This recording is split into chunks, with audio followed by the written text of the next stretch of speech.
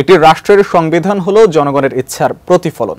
তাই অন্তর্বর্তী সরকারের প্রধান দায়িত্ব সেরকম সংবিধান প্রণয়ন করা, এমন মত লেখক কলামিস্ট ফরহাদ মাজহারের। সোমবার সন্ধ্যায় ঢাকা বিশ্ববিদ্যালয়ে আরসি মজুমদার হলে আয়োজিত এক একক বক্তৃতায় তিনি বলেন, ছাত্র জনতার অভ্যুত্থানকে দীর্ঘস্থায়ী করতে দরকার একটি অভিন্ন রাজনৈতিক আদর্শ। ঢাকা বিশ্ববিদ্যালয়ের আরসি মজুমদার লেকচার হলে গণ অভ্যুত্থান, অন্তর্বর্তী সরকার এবং গঠনতন্ত্র বিষয়ে একক বক্তৃতায় অতিথি লেখক কলামিস্ট ফরহাদ মাজহার। ভাববৈঠকি নামের একটি সংগঠনের এই আয়োজনে বক্তব্য শুনতে যারা এসেছিলেন তারা বেশিরভাগই বয়সে তরুণ। তার অভিপ্রায় বক্তব্যে প্রথমেই ছাত্র জনতার অভ্যুত্থান নিয়ে কথা বলেন ফরহাদ মাজহার। তার মতে, যখন কোনো দেশে অভ্যুত্থান হয় তখন সেখানে দরকার হয় নতুন আইনের, নতুন সংবিধানের, যা অভ্যুত্থানের মাধ্যমে তৈরি হওয়া জনমতের প্রতিফলন ঘটায়। অলিখিত যে অভিপ্রায়টা গণ অভ্যুত্থানের মধ্য দিয়ে প্রকাশিত হয়েছে, এখন সেই অভিপ্রায়টা লিখতে হবে। এই দরকার। যদি আমরা না লিখি, এটা কি আপনাদের মনের মধ্যে নেই? আবার ফ্যাসিজম চান? আপনি কি শেখ হাসিনাকে ফেরত চান? তাহলে অভিপ্রায় তো পরিষ্কার। তাহলে কাজটা শুধুমাত্র লেখার কাজ। যদি আমার লিখিত সংবিধান চাই ভালো, আর যদি ইংল্যান্ডের মধ্যে হতে থাকি চাই তো ভালো। এটা আমাদের ইচ্ছা, আমার কি হয়েছে।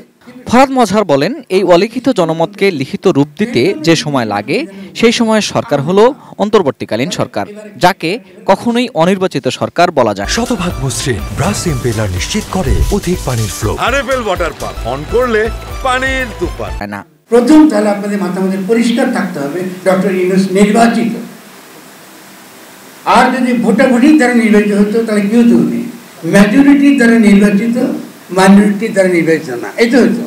আর এখন তিনি কি সকলের দ্বারা নির্বাচিত। এই বিজয়টা হচ্ছে ফ্যাসিস্ট শক্তির বিরুদ্ধে জনগণের অভ্যুত্থান, তাদের বিজয়। তাহলে জনগণ তারা ফ্যাসিস্ট। বক্তব্যে তিনি বলেন, এখন রাষ্ট্রের উদ্দেশ্য জনগণের ক্ষমতা প্রতিষ্ঠা। আমাদের কালেকটিভ আইডেন্টিটি, যে ডিগনিটি নিয়ে আমি লড়াই করেছি, সেই ডিগনিটি রক্ষা করার জন্য আমি তাকে আনতে পারি, এটা আমাদের কমন লড়াই।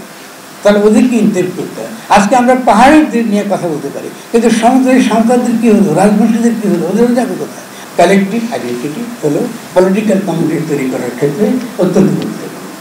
এর জন্য মজবুত গঠনতন্ত্রের ভিত্তিতে একটি রাজনৈতিক কমিউনিটি গঠন করার পক্ষে মত দেন ফরহাদ মাজহার। তরুণদেরকে বলছি, নিজেকে ছোট করবেন, নিজেকে বড় চিন্তা করে। আপনি পারেন, আপনি যদি এটা পারেন, গুলির সামনে দাঁড়া হাসিনাকে তাড়াইতে পারেন, আপনি কি পারবেন না আমাকে বলেন।